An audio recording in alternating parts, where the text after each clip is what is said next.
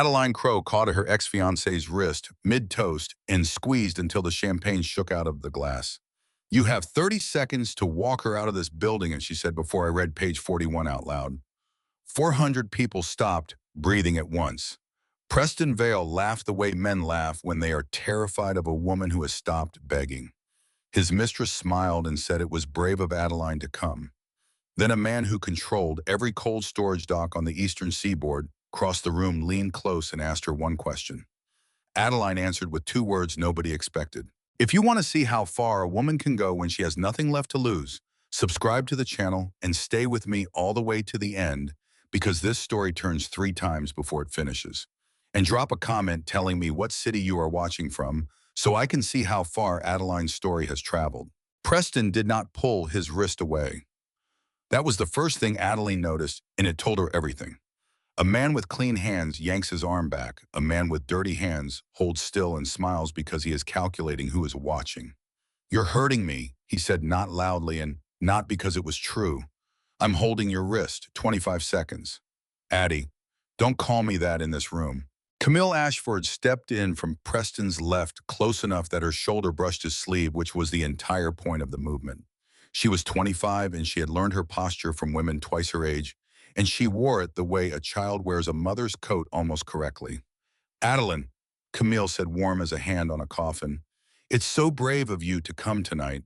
Really, everyone said you wouldn't." Adeline let go of Preston's wrist. She did it slowly, the way you set down something you might pick up again, and she turned her body a quarter turn so that the two of them were no longer flanking her, but standing in front of her side by side, which was a small thing and which changed the whole picture for anyone looking. "Everyone," Adeline said. "That's a lot of people to have an opinion about my calendar. I only meant after everything." "After what exactly?" Say the sentence, Camille. "I'm curious which version of it you have been given." Camille's smile held, but her eyes went to Preston for half a second, and that was the tell. She had been given a version. She had been coached. Somebody had sat this girl down and rehearsed her, and Adeline knew exactly who because she had been rehearsed by the same woman for 4 years. "Preston told me you've been under a lot of strain," Camille said. "Preston told you. He worries about you." "He worries," Adeline repeated. "That's beautiful. Preston, do you worry about me?" "This isn't the place," Preston said. "It's a charity gala for the Maritime Fund. There are 300 people here who have signed something I drafted." "I'd say it's exactly the place." She lifted her glass an inch, not drinking. 15 seconds. "There's no page 41, Preston said. "Then walk away and let me embarrass myself." I didn't walk away. He couldn't, and they both knew it, and Adeline felt the old sick thrill of watching a man do arithmetic in his face. 4 years of loving him had taught her nothing useful. 3 days of being fired by him had taught her everything. That was the part nobody in the room had straight. They thought she was the woman who had been left. They had the timeline backwards, and it was killing her to hold it. She had not been dumped and then fired. She had been fired on Monday morning at 9:15 in a conference room with 2 people from Human Resources and no coffee. And the engagement had been dissolved by text message at 4 that afternoon. And the order of those events was the only fact in her life that still mattered. Because on Sunday night, she had been sitting at her own kitchen table with the Pier 9 relocation ledger open in front of her, and she had found a line item that did not belong, and she had photographed it, and she had made the single largest mistake of her professional life. She had asked Preston about it. She had asked him gently. She had asked him the way you ask a man you are going to marry, assuming there is a boring explanation, hoping to be embarrassed by how boring it is. And he had said, "Let me look into it," and he had kissed her forehead, and 11 hours later, she was signing an acknowledgement of separation, while a woman from HR explained that her access badge had already been deactivated. They had put a non-disclosure clause in front of her. She had refused to sign it, and that afternoon, Vale's outside counsel had sent a very polite letter, noting that certain client materials appeared to have been removed from the premises and that the firm would of course be obligated to notify the state bar if the situation was not resolved. Her license. That was the leash.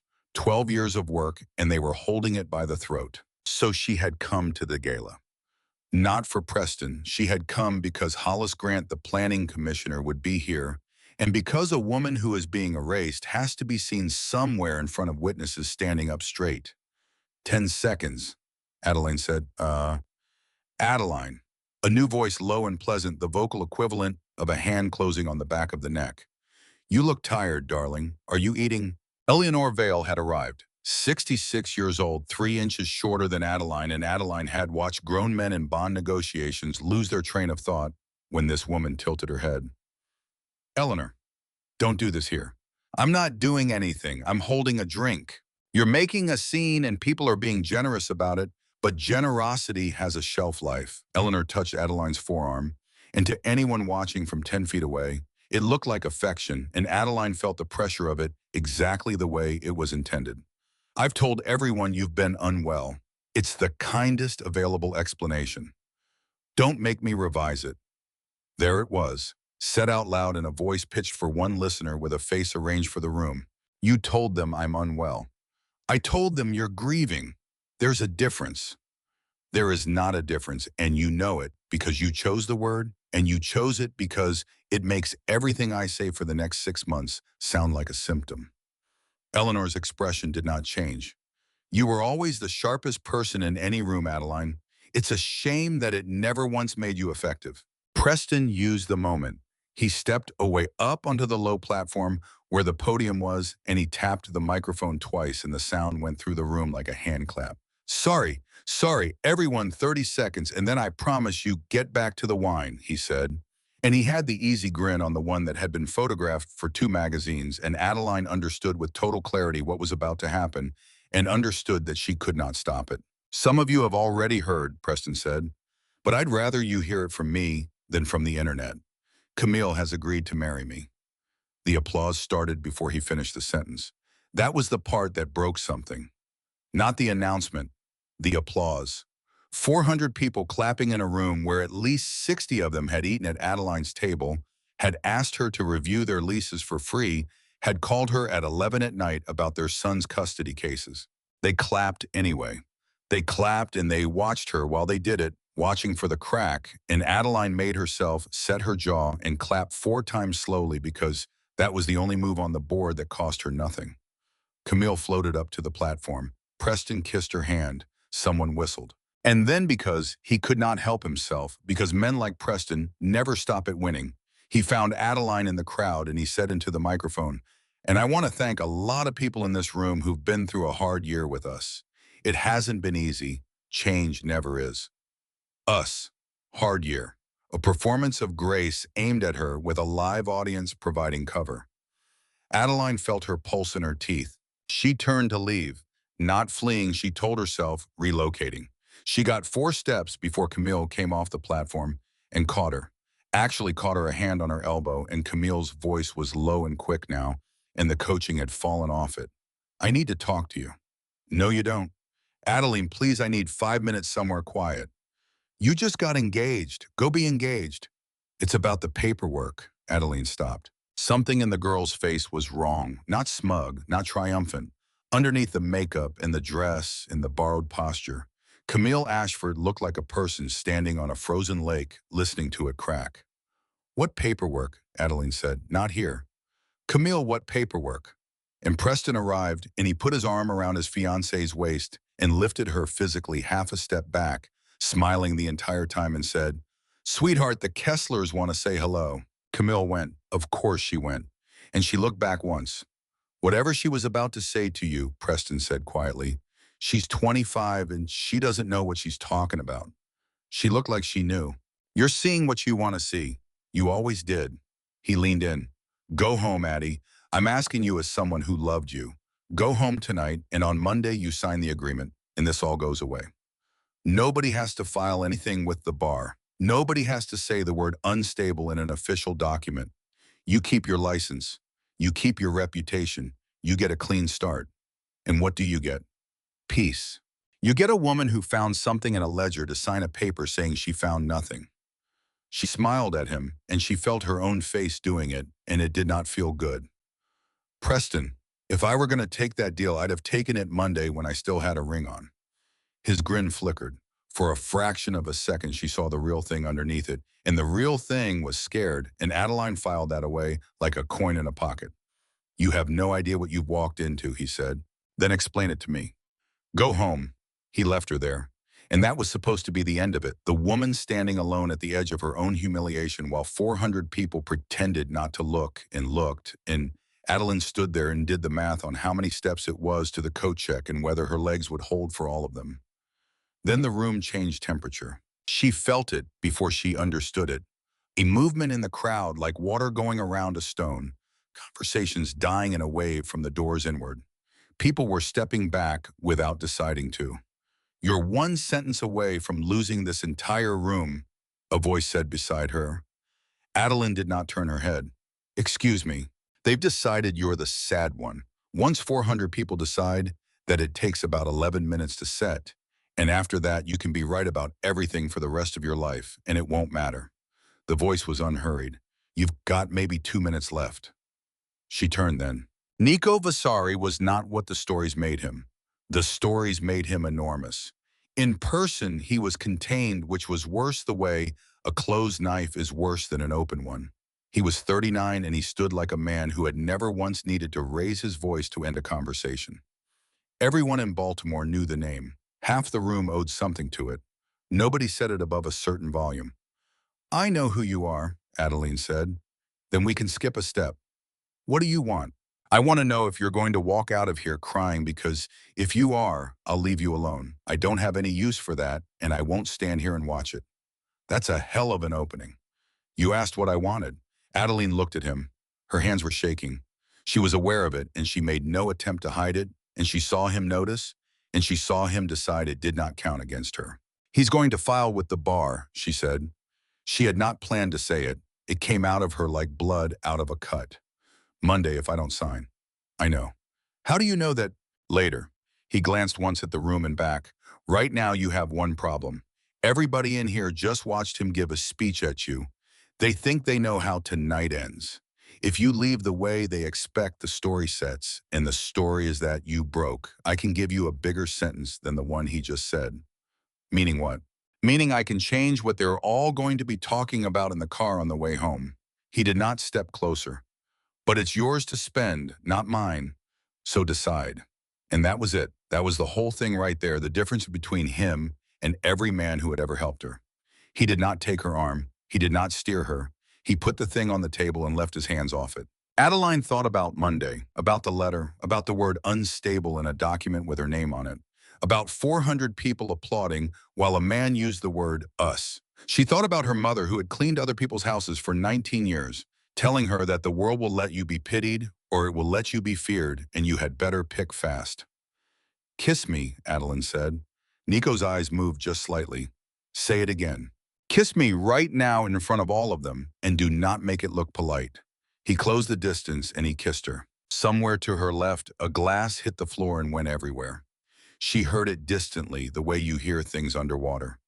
Her hand came up and gripped his lapel hard, not for balance, but because she wanted the room to see her hand doing it, wanted them to see that she had chosen this and had not been claimed, and she pulled him closer on purpose and felt him register it and answer it.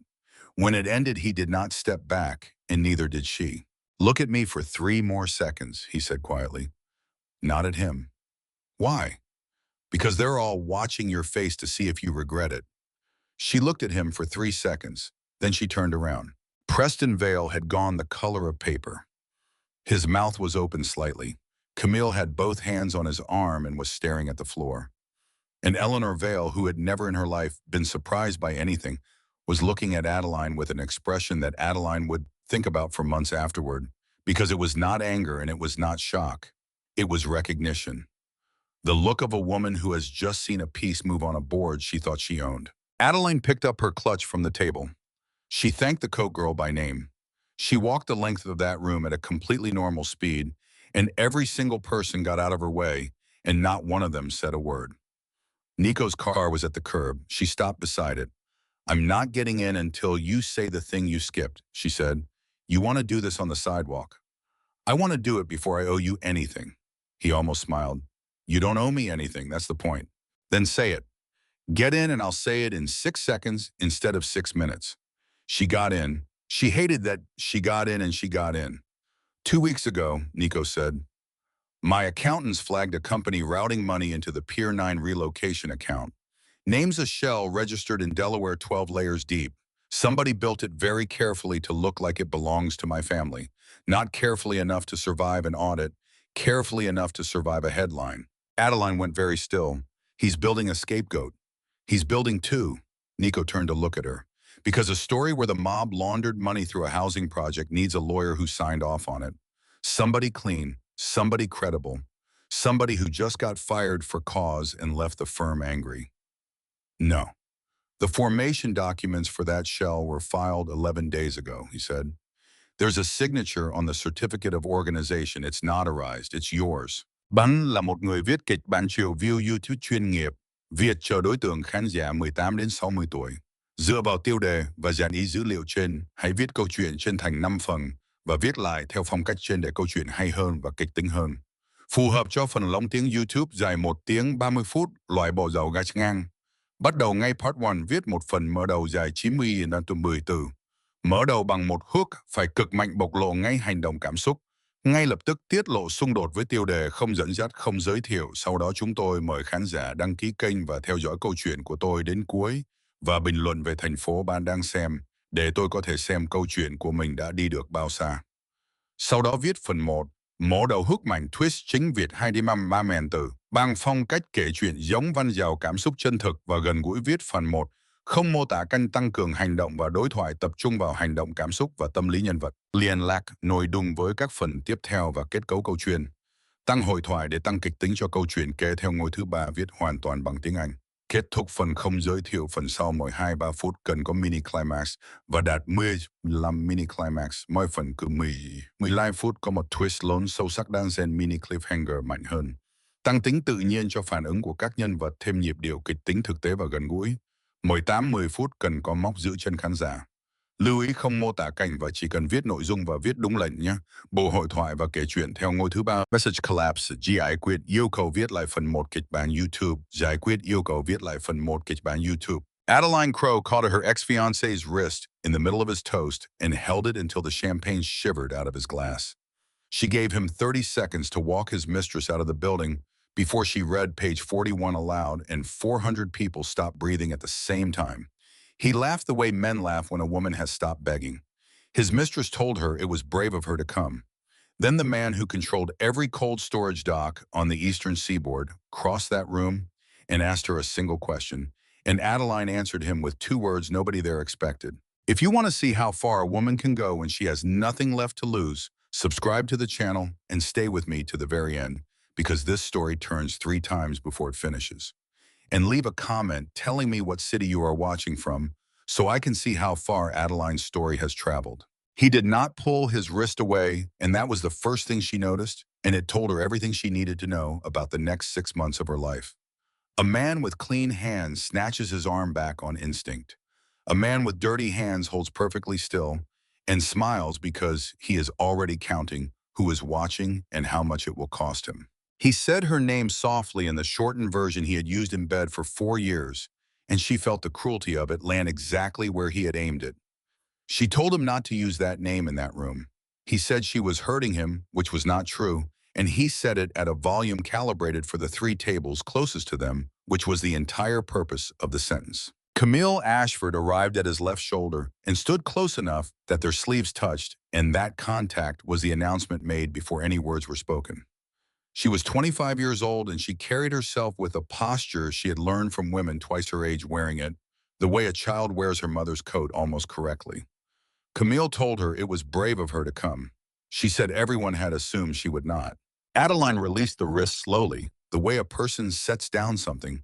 They may pick back up, and she turned her body a quarter turn, so the 2 of them were no longer flanking her, but standing in front of her side by side, which was a small movement that completely changed the photograph anyone in that room was taking with their eyes. She asked who exactly everyone was and observed that it seemed like a great many people had developed opinions about her personal calendar. Camille said she had only meant after everything. Adeline asked her to finish the sentence to say the actual words out loud because she was curious which version of the story the girl had been handed. Camille's smile stayed exactly where it was, but her eyes flicked to Preston for half a second, and that half second was worth more to Adeline than anything else that had been said. The girl had been given a version. She had been rehearsed. Somebody had sat her down and walked her through the language, and Adeline knew precisely who, because she had been rehearsed by the same woman for 4 years. Camille recovered and said that Preston had explained Adeline was under a great deal of strain and that he worried about her. Adeline repeated the word worried back at her, tasting how obscene it was, and then she turned and asked Preston directly whether he worried about her.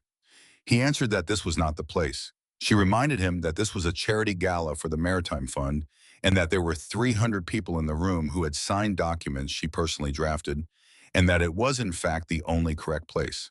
She told him 15 seconds. He said there was no page 41. She told him to walk away then and let her humiliate herself in front of everyone he knew. He did not walk away. He could not, and they both understood that at the same instant, and Adeline felt the old, sick, electric thrill of watching a man perform arithmetic behind his own face.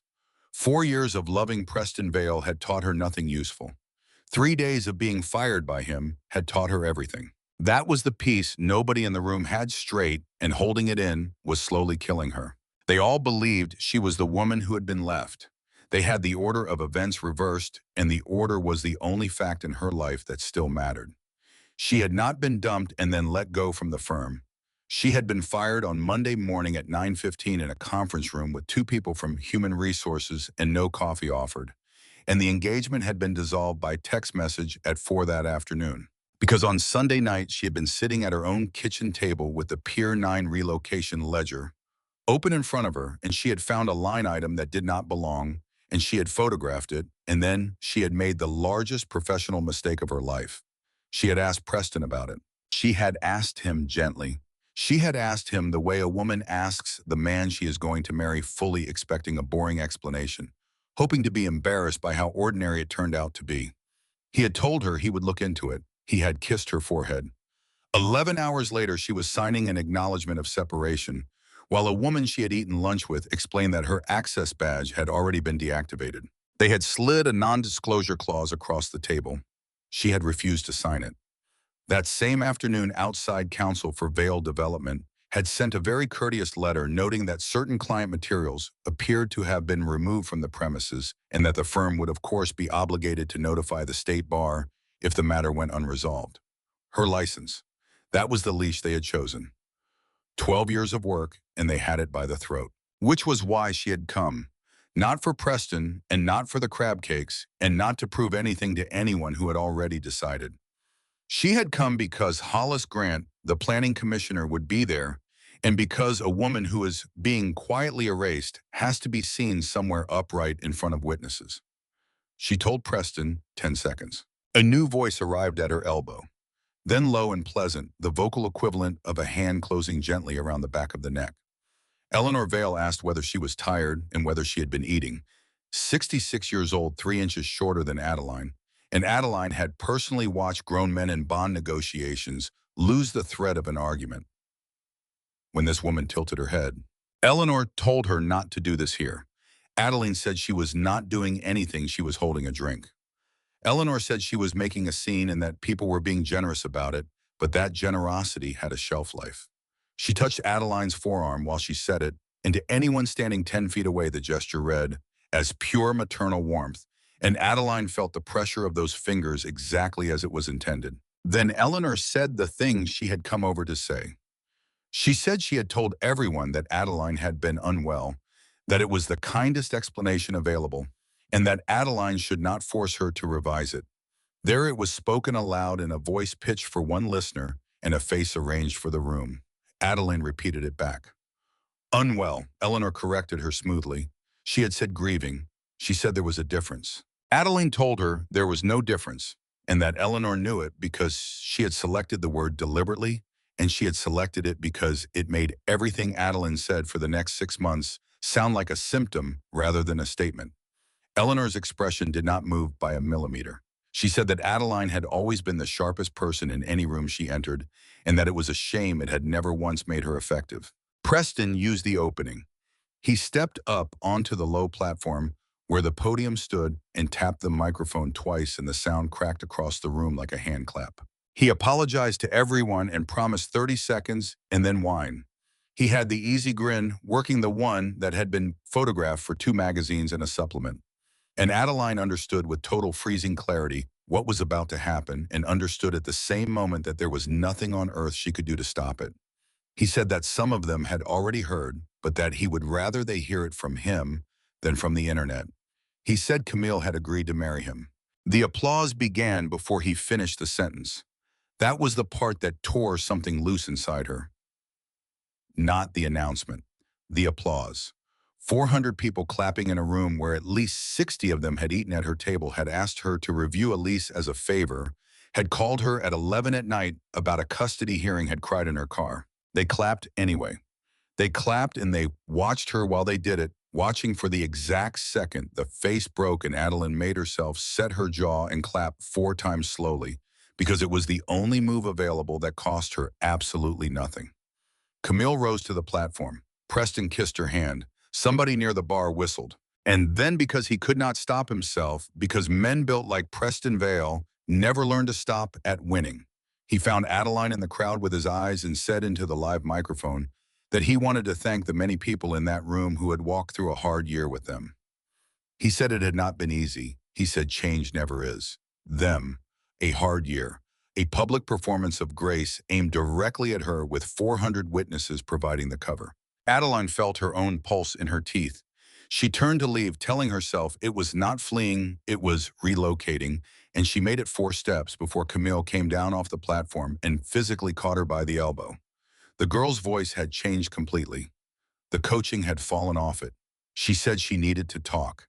Adeline said she did not. Camille said, please, 5 minutes somewhere quiet. Adeline told her to go be engaged. Camille said it was about the paperwork. Adeline stopped walking. Something in the girl's face was badly wrong. Not smug, not victorious, not even nervous in the ordinary way.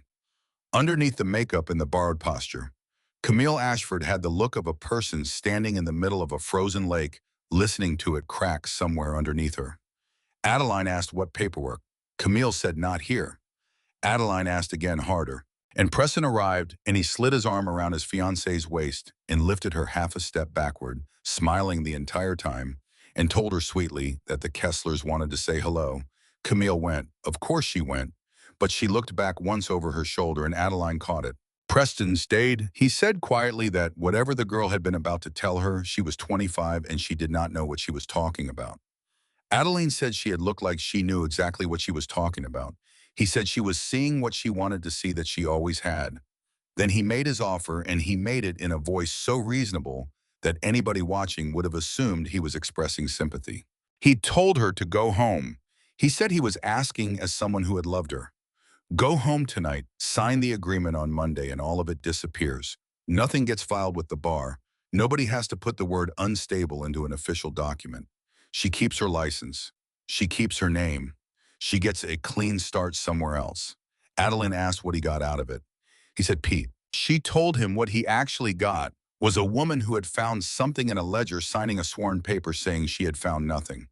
And then she smiled at him, and she felt her own mouth doing it, and it did not feel good.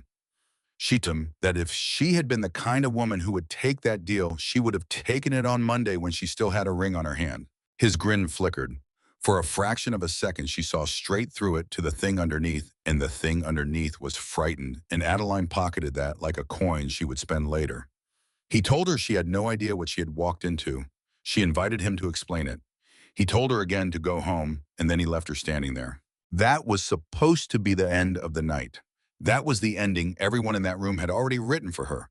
The woman alone at the edge of her own humiliation, while 400 people pretended not to look and looked. Adelina stood exactly where he left her and calculated how many steps it was to the coat check and whether her legs would carry her for all of them. Then the temperature of the room changed. She felt it before she understood it, a motion in the crowd like water parting around a stone. Conversations dying in a wave that traveled inward from the doors. People were stepping back and without having decided to step back. A voice beside her said, without any hurry in it at all, that she was 1 sentence away from losing this entire room. She asked him to repeat that. He said they had already decided she was the sad one, and that once 400 people decide that it takes roughly 11 minutes to set, and after it sets, she could be right about everything for the rest of her life, and it would not matter. He told her she had about 2 minutes left. She turned. Nico Vasari was nothing like the stories. The stories made him enormous. In person, he was contained, which was significantly worse, in the way a folded knife is worse than an open one. He was 39 and he stood like a man who had never in his adult life needed to raise his voice in order to end a conversation. Everyone in Baltimore knew the name. Half the room owed the name something. Nobody in the room said it above a certain volume. She told him she knew who he was. He said good they could skip a step. She asked what he wanted. He told her he wanted to know whether she was going to walk out of there crying, because if she was, he would leave her alone. He said he had no use for that and would not stand and watch it. She said that was an extraordinary opening. He pointed out that she had asked. Her hands were shaking. She was aware of it, and she made no attempt whatsoever to hide it, and she watched him notice, and she watched him decide it did not count against her. She heard herself tell him about Monday. She had not planned to say it. It came out of her the way blood comes out of a cut without permission. She told him about the bar complaint, about the letter about the signature they were waiting on. He said he knew. She asked how he could possibly know that. He said later. Then he laid it out plainly. He said she had exactly one problem in that moment. Everybody there had just watched a man deliver a speech at her. They already believed they knew how the night ended. If she left the way they were expecting her to leave, the story would set, and the story would be that she had broken. He said he could give her a bigger sentence than the one Preston had just spoken into the microphone. She asked what that meant. He said it meant he could change what every person in that building would be talking about in the car going home. And then he said the thing that separated him from every man who had ever tried to help her in her entire life. He said it was hers to spend, not his, and that she should decide.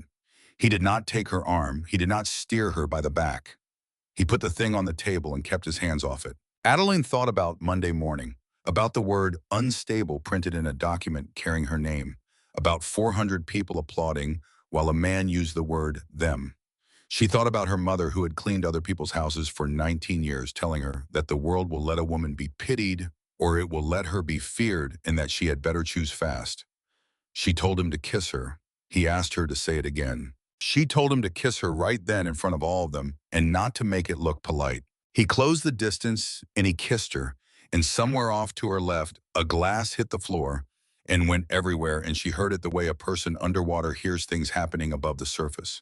Her hand came up and gripped his lapel hard, not for balance, but because she wanted the room to see her hand doing it. She wanted every single person there to understand that she had chosen this and had not been claimed. She pulled him closer deliberately, and she felt him register it, and she felt him answer it. When it ended, neither of them stepped back. He told her quietly to look at him for 3 more seconds and not at Preston. She asked why. He said because they were all watching her face to see whether she regretted it. She held his eyes for 3 seconds. Then she turned around. Preston Vale had gone the color of paper, his mouth slightly open. Camille had both hands wrapped around his arm and was staring hard at the floor. And Eleanor Vale, who had not been genuinely surprised by anything in 4 decades, was looking at Adeline with an expression she would turn over in her mind for months afterward, because it was not anger and it was not shock. It was recognition. It was the face of a woman who has just watched a piece move on a board she believed she owned outright. Adeline collected her clutch from the table. She thanked the coat check girl by name and asked about her son. She walked the entire length of that room at a completely ordinary speed, and every single person in it moved out of her way, and not one of them said a word to her. His car was waiting. She stopped beside it and told him she was not getting in until he said the part he had skipped. He asked if she really wanted to do this on the sidewalk. She said she wanted to do it before she owed him anything. He said she did not owe him anything, that this was the entire point, and that if she got in, he would say it in 6 seconds instead of 6 minutes. She got in. She hated that she got in, and she got in anyway. He told her that 2 weeks earlier, his accountants had flagged a company routing money into the Pier 9 relocation account, a shell registered in Delaware buried 12 layers deep, built very carefully to look like it belonged to his family. Not carefully enough to survive an audit, but more than carefully enough to survive a headline. Adeline went completely still and said the word out loud: scapegoat. He said 2 scapegoats, because a story about laundered money moving through a housing project needs a criminal, and it also needs a lawyer who signed off on it. Somebody clean, somebody credible, Somebody who had just been terminated for cause and left the firm furious. She said no. He said the formation documents for that shell had been filed 11 days ago, that there was a signature on the certificate of organization, that it had been notarized, and that it was hers. 6 months after the vote, the Crow Tenant Advocacy Project had 7 people on payroll in a waiting list. It was not a firm. Adeline had refused to call it a firm because a firm bills and a project trains, and the entire model was built on the things she had learned in Junie's kitchen with an index card taped to a refrigerator. Every case was staffed by a young lawyer who had never handled one, and Adeline sat behind them and never once stood up. Priya Raman ran the litigation side. Adeline offered her a title and Priya said she would take a raise instead, and Adeline said that was the correct answer and gave her both. They trained 41 attorneys in the first year. 29 of them stayed in tenant work. Adeline's own name appeared on almost nothing, and it took her about 4 months to stop noticing that it bothered her and another 2 to understand why it had. Then Eleanor Vale made her last move, and she made it beautifully, and it very nearly worked. The trust carried debt. It had to. 260 units, 99-year ground leases, a rehabilitation schedule, and a capital stack that Adeline had assembled out of 3 foundations, a state housing program, and $11 million of conventional financing from a regional bank because there had been no other way to close. $11 million in a note held by a bank that Eleanor Vale did not own. On a Tuesday in March, a servicing company nobody had heard of purchased that note on the secondary market, and 11 days later, the trust received a notice of technical default. Not a payment default. The trust had never missed a payment. Technical. Priya brought it in at 7 in the morning and put it on the desk and said one sentence, which was that they were being called on a covenant regarding board composition. The note contained a standard institutional covenant requiring that a majority of the borrower's governing body possess demonstrated real estate management experience. It was boilerplate. It appeared in 10,000 loan documents. Adeline had read it during closing and had negotiated 3 other things instead because she had judged this one to be inert. 6 of 9 board seats belonged to residents: a cannery worker, a school bus driver, a retired longshoreman, a woman who ran a daycare out of her living room, a night nurse, and a man who had painted ships for 31 years. The very structure that made the trust worth building was the thing being used to take it. The remedy demanded was replacement of 4 resident directors with institutional designees within 60 days or acceleration of the full 11 million. Adeline sat with it for 90 seconds and then she started laughing, and Priya asked her what was funny, and Adeline said that it was the single most elegant thing anyone had ever done to her and that she had been waiting 2 years for it. Because Eleanor Vale had a criminal referral pending, had lost her son, had lost her company, and had spent what was almost certainly the last liquid money of her life to buy a note for the sole purpose of proving that a woman like Junie Alvarez does not get to sit on a board. It was not about the money. It had never once been about the money. Priya asked what they were going to do. Adeline told her to pull the trust instrument and turn to Article 11. Article 11 had been drafted at 4 in the morning 19 months earlier, and Adeline had written it because she had lain awake thinking about a woman in a good coat, sitting in a client chair above a laundromat, saying that Adeline had always mistaken being right for being safe. It was an anti-displacement provision.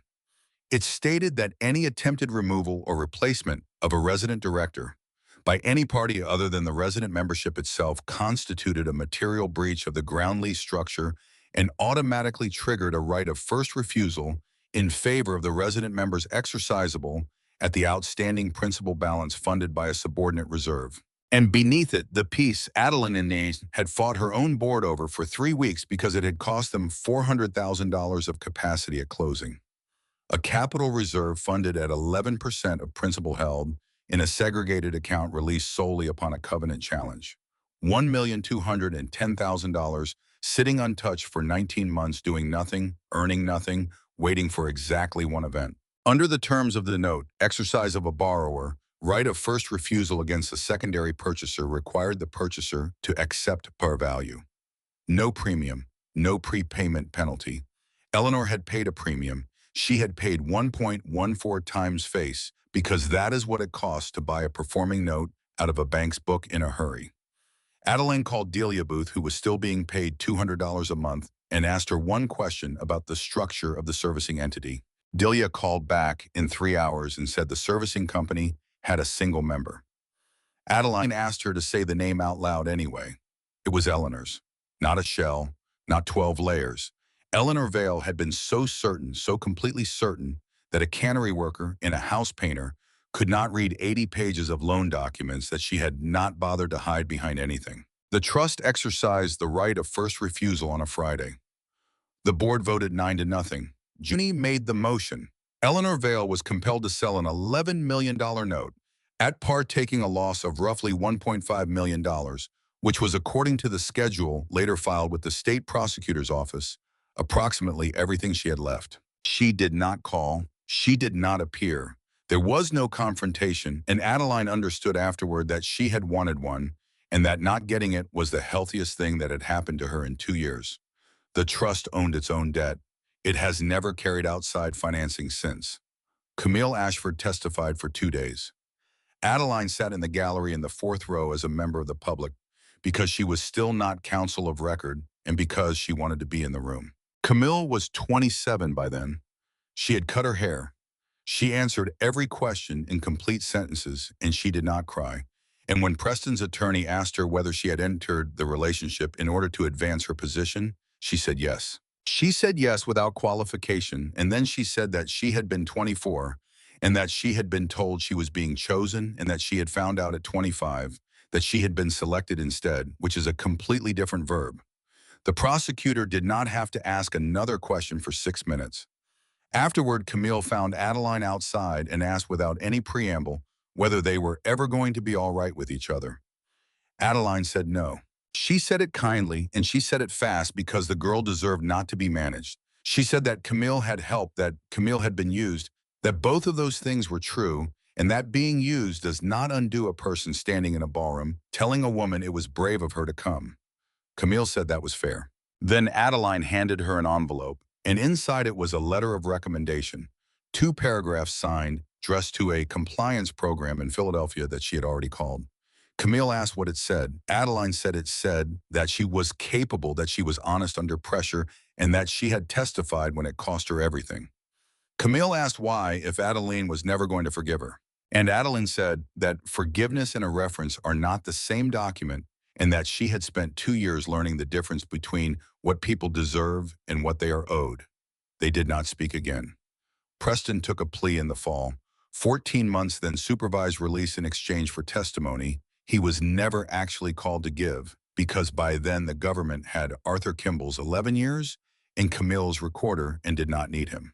He called Adeline 11 times in 6 months from a facility in Western Maryland. She took the first one. He wanted to talk about the 6 minutes he had spent in his office on the morning they fired her. He wanted to explain what he had been thinking. He said he had been paralyzed. He said he had loved her the entire time. Adeline listened for 4 minutes and then said something that she would consider afterward to be the cleanest sentence of her adult life. She said that she believed him and that it did not matter, and that a man who loves you and lets it happen anyway is worse than a man who does not, because at least the second one is not lying to himself. Then she blocked the door. There was no speech. There was no scene. She did it standing at her kitchen counter while water boiled. Arthur Kimball was disbarred by consent, which he requested himself before the panel could act, and which meant he surrendered a license he had held for 46 years. He was not charged because he had walked in on his own and because his cooperation had cracked the entire structure open. He wrote Adeline a letter, 4 pages handwritten. She read 1 page and stopped. But she paid for his wife's home care for 11 months quietly through a third party and told nobody. And when Priya found the disbursement in the books and asked about it, Adeline said it was a personal matter and closed the file. Priya never asked again. She also never forgot it. 1 year to the night after the gala, the Maritime Fund held it again in the same building. Adeline was the honoree. She had said, oh, twice. She said yes the third time only after they agreed that Junie Alvarez would speak first and would speak for as long as she wanted, and that the trust would receive the proceeds directly, rather than through the fund's grant process, which Adeline had insisted on in writing because she no longer accepted anything on a handshake. 400 people, roughly the same 400. Some of them had clapped a year earlier while a man said the word them into a microphone. Adeline knew exactly which ones because she had made a list that night in the back of a car and she had kept it, and she had read it exactly once, and then never again. Junie spoke for 9 minutes in 2 languages and got a standing ovation from people who had almost certainly voted against everything she stood for. Then Adeline stood at the same podium Preston Vale had used, and she did not mention his name, and she did not mention Eleanor's, and she talked for 6 minutes about the difference between a rescue and a right. She said that a rescue can be withdrawn. She said that everybody in that room had been raised on a story where a woman in trouble is saved, and that the story is popular because it costs the audience nothing, and that she had lived it for exactly 11 seconds in that same room a year earlier and had been very grateful for it and had understood by the time she reached the car that gratitude is a form of debt. She said the only thing worth building is the thing that keeps working after everyone who cared about you gets bored. She said that 260 families did not have a benefactor. They had a lease aboard, a vote, in a document that outlives all of them. Nico Vasari was standing at the back near the doors where he always stood. He came to find her afterward, and he did not interrupt, and he waited until she had finished with the last of them.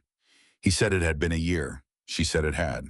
He said he was going to ask her a question that he had been carrying since the night she got out of his car and told him she was not going to work for him and that he had waited because he had understood that any earlier would have been a purchase. He asked whether she belonged to him, and Adeline said no. She said it immediately and without heat, and she watched him take it, and she watched him not flinch, and then she said the rest of it. She said that she would be with him. That was different, and he needed to hear the difference out loud in a building where a year ago a man had claimed her in front of 400 people, and she had let a different one kiss her to survive it. She gave him 3 conditions, and she did not soften any of them. No secrets, not managed secrets, not protective secrets, not the kind where a man decides which parts of his life a woman is strong enough to carry. Everything or nothing. No blood. Not by his hand, not by anyone's hand, on his behalf, not once, not ever. And she said that she would not ask him about his past because she had not been there, but that from this night forward she would know, because he had just agreed to condition 1. And the port stays clean. 3 years. Independently audited by an auditor, she selects paid by him reporting to her. If it fails, she walks and there is no conversation about it and no second chance, and he does not get to argue. He asked whether that was a proposal or a contract. She said it was a contract and that she had it in her bag and that she had drafted it 8 months ago. He asked her what would happen if he said no to the third one. She said she would finish her drink, thank the fund, and go home and be sad for a considerable period of time and continue. He read all 4 pages standing up. Then he asked for a pen and someone found one and he signed it against a wall and he asked whether it needed to be witnessed. Adeline said it did. Junie Alvarez signed as witness and asked in front of him whether there was a Spanish version. Adeline said there was and produced it, and Junie read that one too before she signed anything, and that was the moment Adeline understood the entire 2 years had been worth it. And then Adeline Crow put the contract back in her bag, walked across that ballroom in front of 400 people, took Nico Vasari's face in both of her hands and kissed him. Not to survive it, not to change the story anyone was going to tell in the car. Because she wanted to on her own terms on a night she had chosen in a room she had earned her way back into. Someone dropped a glass again. She did not hear it. They stood at the end of Pier 9 afterward, and behind them the windows of 260 apartments were still lit, still full, still occupied by the same families who had lived there before anyone came for the land. Nico said that he had bought the terminal, the cranes, the cold storage, the whole waterfront operation, and that it was the largest acquisition of his life. Adeline looked at the lights and told him the truth. Yao bought the harbor, she said. You will never be able to buy what I built.